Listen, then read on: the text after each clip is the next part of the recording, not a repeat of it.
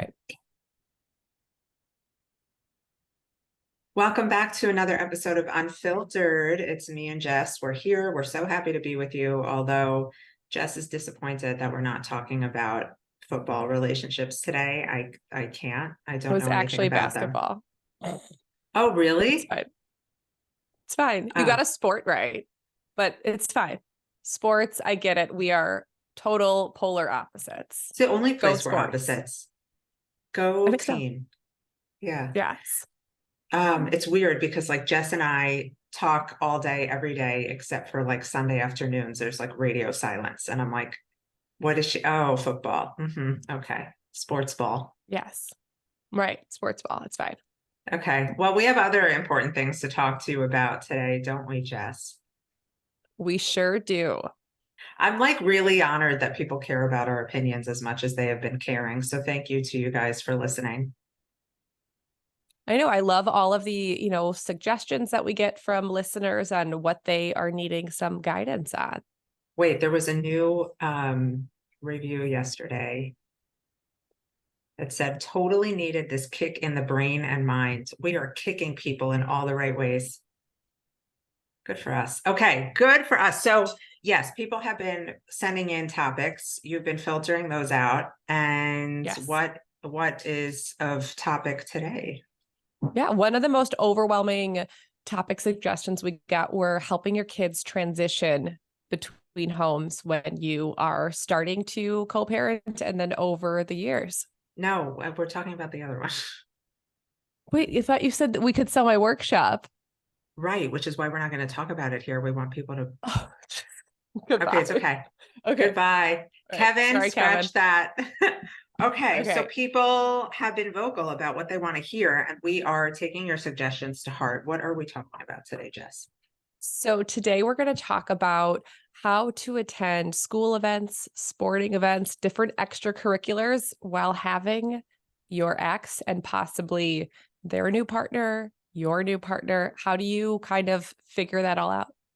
Yeah, and I love this topic because obviously we both have had to deal with this personally, and it can be so tricky for people. And so I want to talk about both sides of the coin with it, and also start by sharing a story of a case I once dealt with where each parent was so intent on not having the other parent at the games or whatever the child was involved in.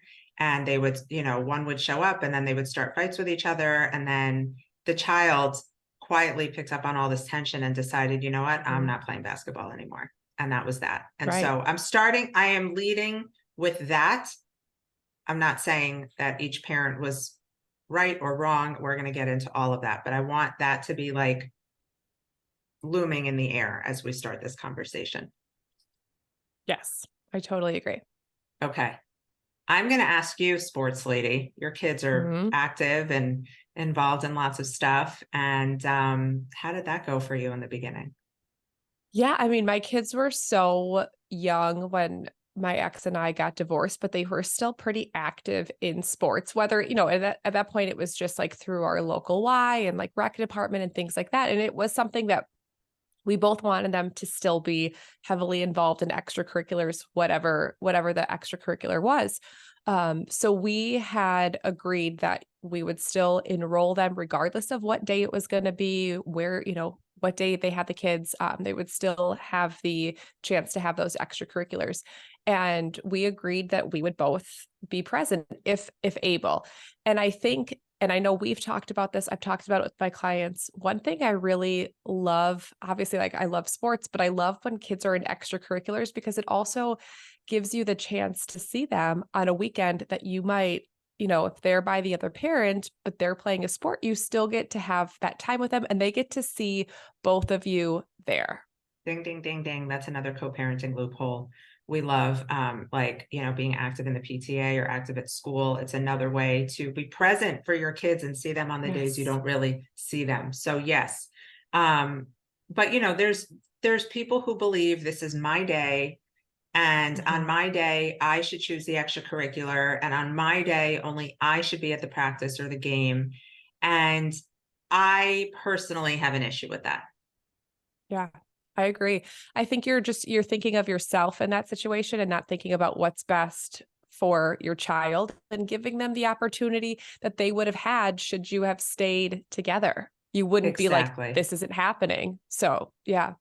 Exactly. And the other side of that is, knowing that if your child has a sport on certain afternoons when they're supposed to be with their other parent and their other parent is still at work when that sport starts, and you're Mhm. not going to volunteer to take the child and you're going to put it on their lap, also not fair. And we see that a Right. lot. And it just becomes, like you said, it becomes personal.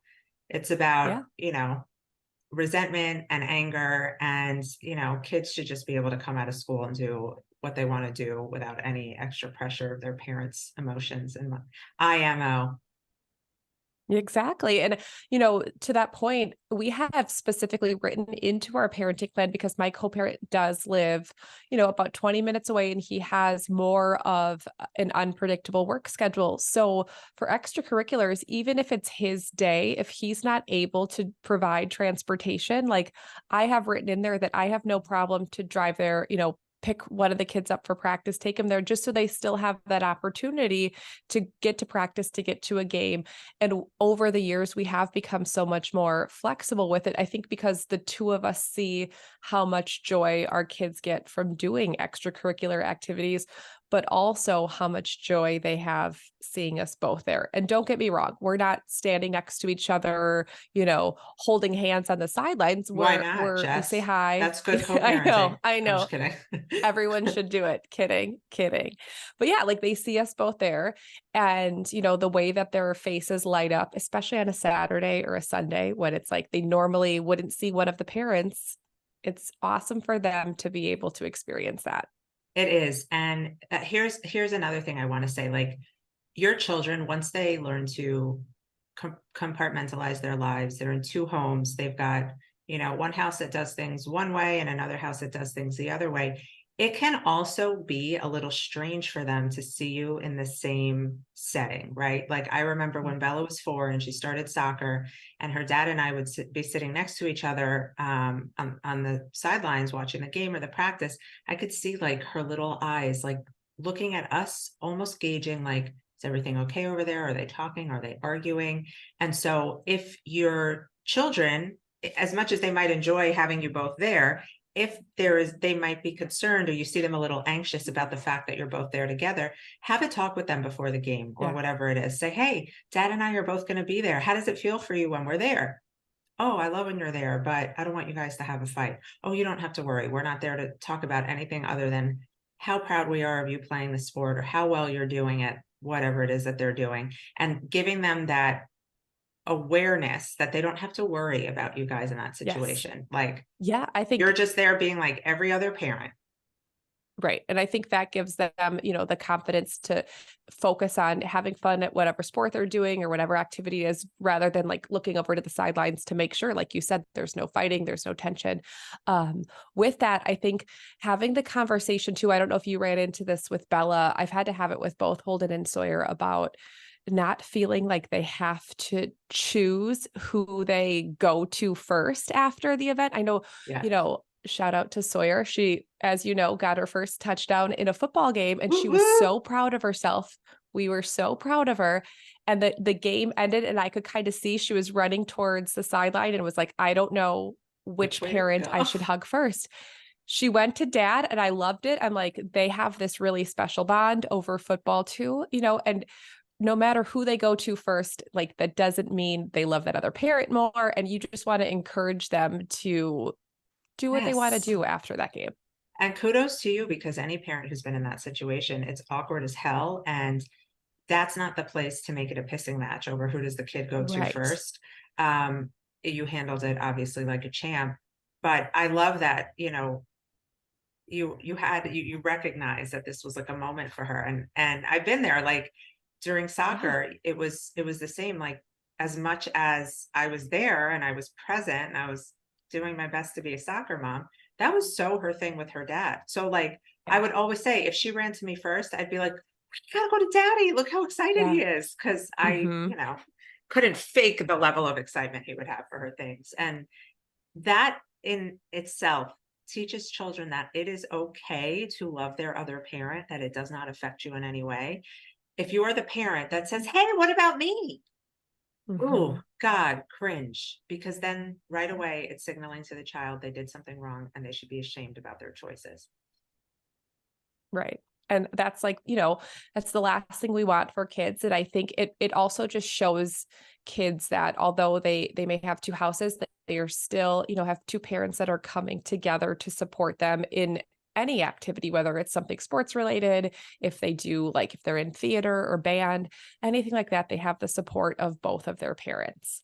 Yeah, super important. Another thing we should talk about is, and this is worth bringing up. So if you are separating or divorced from somebody where you were in a situation where there was abuse, either physical or verbal, this is when I'd like to say it's okay to draw a line in the sand. It's okay to not attend every event together, because just like Bella's little eyes were watching to see if her dad and I would be engaging each other in any kind of fight, the sense of fear that will come over your child Yes. when they see you guys together will do a lot more harm than one of you not being there, and that's worth noting.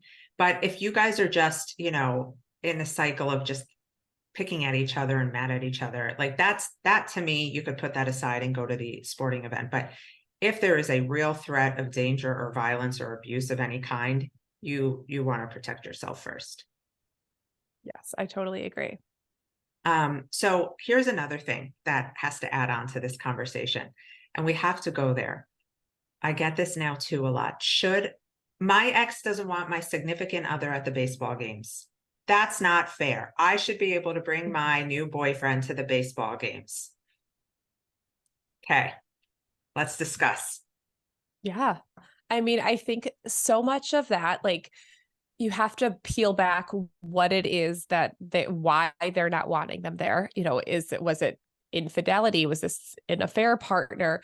Is it someone that your children are comfortable with? And no, because that so much of myself or clients that I work with, a lot of times, their ex is like, well, I don't want your new partner there. And it's like, but why? Like, is it because it's something for your ego, or what is the reasoning behind it? Because if it's another person that's really supportive of your kids and someone that your kids would love to see in the stands, why hold them back from that? I'll tell you why I do and did for a long time. Because I knew, if I wanted Spencer to come to any of Bella's things when him and I first started dating, it was for me, it wasn't for her. Like, she didn't Mhm. care if he was there. It was for me to Right, like sit with my new man. And my thought was, if this is going to add more tension, like if right. I'm now throwing my new boyfriend in my ex-husband's face at a soccer game, what does that say about me? And what does that do to Mhm. Bella? Like, poor thing. That now she doesn't only just have to be worried about me and her dad and how that's going to go. Now she has to be worried about this other person. And is she supposed to interact with him in front of her dad? What is she supposed to do? And it was always just a hard no for me until I knew we were all in a more amicable place. And it was just, understood that we're all family, which took a while, Yes, by I the way. think the slower you like transition that, it's so important because you don't want it, like you said, you don't want to bring just anybody around kind of as a way to like get back at your ex, like, hey, look at my new arm candy that I can show off during the game. Like, then it's more of like a selfish thing that you're doing for yourself rather 100%. than this is someone that's really important to my children and they're going to feel even more supported if they're there. So I think kind of knowing your why behind why you want the other person there is important. Right. And then there's, the mindset of like, well, my ex shouldn't have the right to tell me who I can bring. No, not in Mhm. the grand scheme of things, but when your children are involved, if it's going to cause tension, you better believe your ex is probably going to say or do something that your children are going to pick up on, and then the cycle just continues. So if your ex is really adamant that you don't bring a new partner to the game, don't resist it. What you resist Yeah. persists. The more you try to push this person in their face, the less they're going to want to deal with them and the less they're going to accept them. Like, it's okay. You can celebrate a child's win with them separately. Hey, it's Mhm. my night tonight, and Spencer and I are so excited you got scored that goal. We want to take you out to celebrate. You can show support in other ways. Yes. And I think, having a partner that understands that is important too, that they're not going to be feeling like, why am I not invited? And like they have enough self-confidence to know that this is more so about the children than it is about them. Well, that's another conversation in and of itself. Like Yeah. understanding what, if you have a partner that's like, who cares what your ex says? I should be there. I'm your man now, or I'm your girlfriend now. That's a huge red flag because that is not a person Yeah. who is thinking of the children first. And that would be no good, no good for me in my eyes. Agreed. And listen, it Yes. feels flattering that this new person is so invested in your children, but are they? Or is it more to Right. stake their claim and, you know, announce their presence and, this is my woman now. I don't like that one bit. Hmm. I don't either. The more secure enough you are in your parenting and in your co-parenting relationship and what your children need as you adjust to co-parenting, the more you will attract somebody who respects that. Yes. Facts on facts. What else? So I have something that comes up often. It seems like a lot of the clients that I work with are like myself in that their divorce is starting when their kids, like Holden was in kindergarten when we were getting divorced. And, I get that question a lot about what about at school activities, concerts. A lot of schools will do like breakfast with parents, science fairs, things like that. And one of the things that I recommend to clients is, like you said, if there's not a history of like domestic violence, things like that, that they're going to feel comfortable being around, then always, always, always go to the events if you can. You don't have to sit next to each other, but showing up is, when you can see them on stage looking for both faces in the crowd and their face just lights up when they see them both. I think that that's really great. One of the other things that seems to come up is, well, my ex never remembers anything. And that if it was like Oh, that I when you were love that you're married, bringing it's this up. likely, yeah, it's going to be like that when you're divorced. So as much as you want to be like, of course he forgot that the spring concert was tonight, like that again, then be the one that reminds him. Like the moms are, if you're the schedule manager, if you were the one managing the schedule when you were married, sending a text or putting it in a calendar that this is going on, you're not doing that to bail them out. You're doing that so that they can remember Yes. to show up for the kids. I love that you're saying that because there's this mentality of like, well, he wants 50-50, he should know. Well, no, because men Right. are not good with schedules, not even the best of them. Hmm. I'm sorry. I'm not trying to like say men are bad, but like, my husband is the best on the planet, the best man that ever lived. And he still has to call me and be like, what did you say we're doing this weekend? They don't remember. And so if you No, have decided that you can't tell them when the school concert is because it's enabling them, you're hurting your child. You really yeah. are. And I think If yeah, you were all it's going going to over to take your is ex's house and doing their laundry, okay, maybe you're enabling them. But when it's for the right. child and you're not telling them out of principle, you're shooting yourself in the foot. I totally agree. And I think, it's just going to be the disappointment from the children when if it's something that you could have helped, and you may remind them 100 times and they still may not show up, but at least you know that you did everything you could to try to get them to be there for your kids. Yep.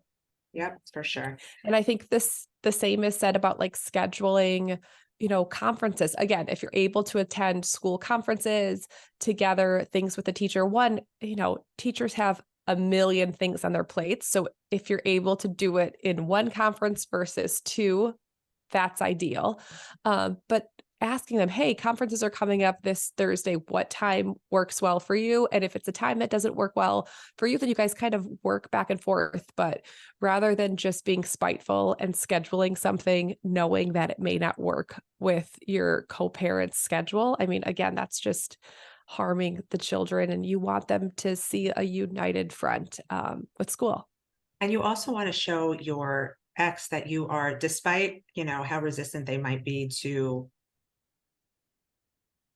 being reciprocal or as generous as you or as kind as you, showing them that you are making an effort to involve them in the lives of the kids, that goes a long way long term. I promise that helps to diffuse conflict over time.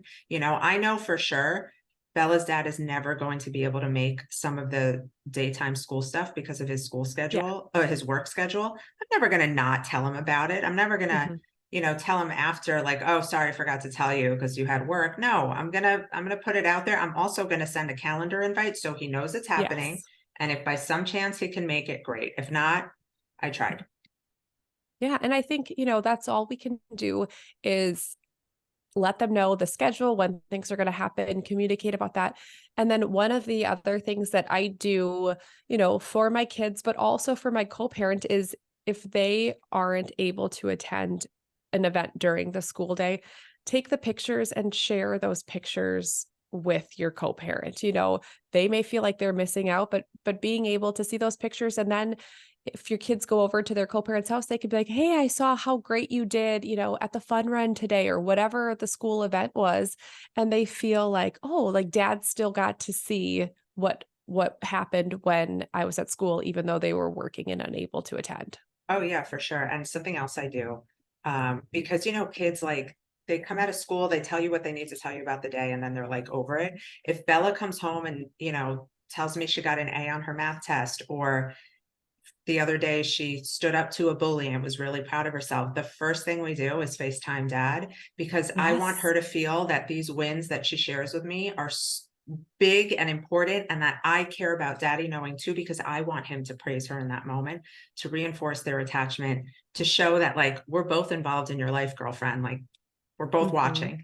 And Right. that's something that we will always do, even though my parenting plan doesn't say to do it. It's right. It's good. It makes her feel Mhm. connected to both of us at a good time in her life. So I'm all about it. I am the same way. And, also with like if there is a soccer game on a Saturday and the other parent's traveling, like you said, have that phone call right after and be like, "Do you want to call dad and tell him, about the goal you scored or whatever happened?" Just making them feel like it's okay to share their wins with the other parent, even if they weren't able to attend or it's not their weekend or their night or whatever the case may be. Like they still have both of their parents. They still have both of their parents, and that awareness is huge. It's not about how often they see them. It's knowing that they are still part of a family unit, even if that family is not together all the time. Yeah. Yeah. I mean, this morning my son woke up and he couldn't wait to call his stepmom and tell her all about their fun run yesterday. It was one of the best days he had and he wanted to share that moment. He talked to dad about it. He wanted to share that moment with his stepmom too. So I think, you know, as relationships get stronger with significant others, including them in that as well is really helpful. Yeah, I agree. I totally agree. I, you know, it can, it takes a really confident person, Jess. And I know it's really hard in the beginning for Yeah. people when their child, shows excitement over their other parent's new partner. But the only way to get that child comfortable with that person and not create some sort of loyalty bind is to show encouragement for your child's relationship with them, even if it kills you. I love that Bella feels comfortable enough that when she's on the phone with her dad at night in my house, she asks to say hi to his girlfriend. She asks, if she's there. Like there is nothing wrong with that. It doesn't take away from your love bubble with your child at all. Right. Right. Yeah, so I think we've about covered it. What do you think? I think so too. I mean, I think, just like we talk about, this is one of those times, like so many others, is really keeping your children in the center of everything, not forcing them to be in the middle, choose sides, who they want at what event. If you both can show up and support your kids, they're going to grow and thrive and feel loved and supported in anything that they choose to do. Exactly. And, just because something is a certain way right now, maybe you can't both Mhm. attend the practices or the games. Nothing is forever. What's now is not forever. So just have a little faith, keeping, the co-parent that takes the high road, do your best, and it will all get easier, I promise. Yes. Thank you for listening and letting us keep things real with you. Keep sending in your podcast topics. Jess, it's Friday. Have the best weekend ever. It's going to be cold here. So sorry. You throw that in my face. Like, it's fine. It's fine. Fall has arrived. There is no For fall us, not in here. Miami. It's October and it was 95 degrees yesterday, and it Nope, just like it couldn't be more depressing. not a fan. I'll be here sweating. All right. You guys take care. We'll see you soon next time on Mom's Moving On.